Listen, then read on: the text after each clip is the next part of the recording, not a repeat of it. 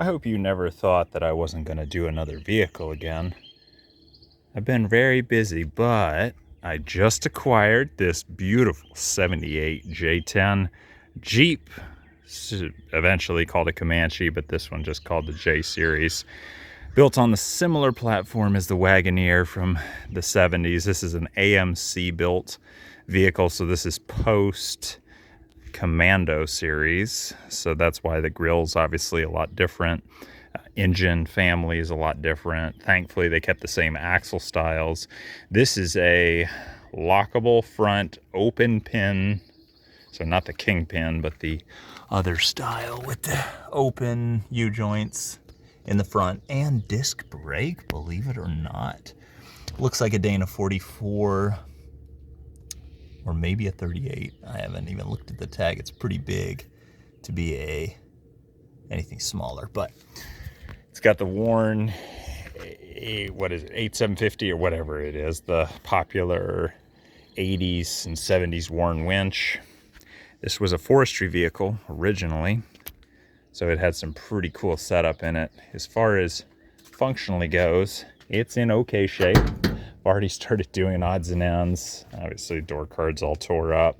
This is what I came up with as a replacement. If you've watched my channel before, you know I do upholstery and such. So just like the Commando and the FC, it's going to need new floors. It's going to need a little bit of interior attention, new seat covers, rust in the bodies and all the normal places. So if you've ever gotten a J series, you're going to see rust in the bed edges. There's a seam where they attach the upper and lower parts of the bed, so that's what you're seeing there. This particular example, they cut out the bed to do a plastic tank because obviously the aluminum or metal tank was roached out. And as far as the engine group goes, because you definitely want to know that, not the V8 series, because we're trying to be a little bit more economical out here. We got the straight 6 AMC, same engine they used in the Nash Metropolitan, I believe. No. In one of the Nash vehicles. It's the same engine series from back then. Same thing used in tractors and such. So pretty cool setup. They already switched it to a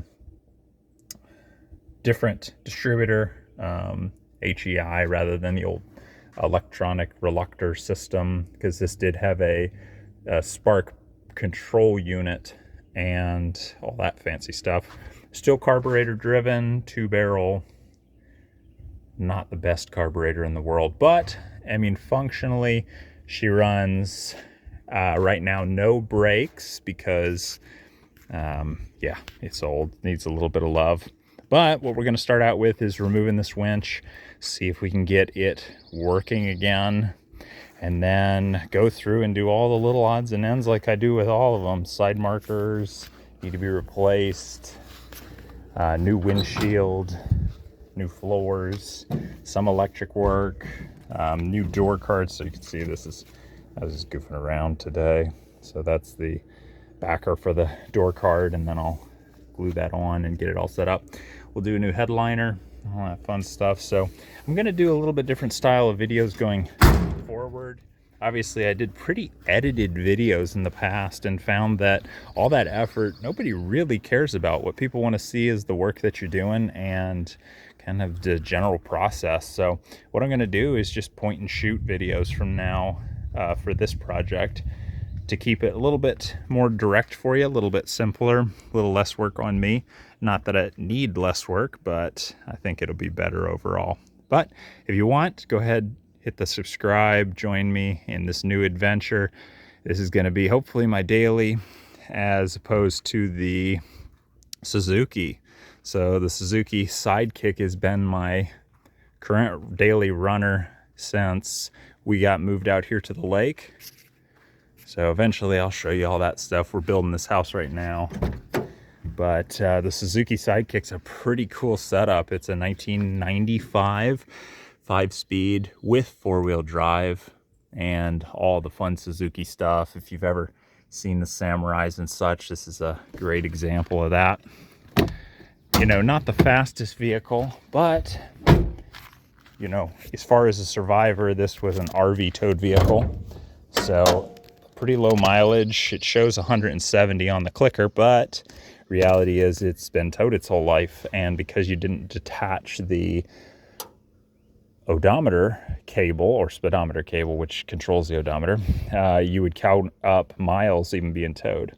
When I got it, I just switched it to headers because the manifolds fell apart, which is great.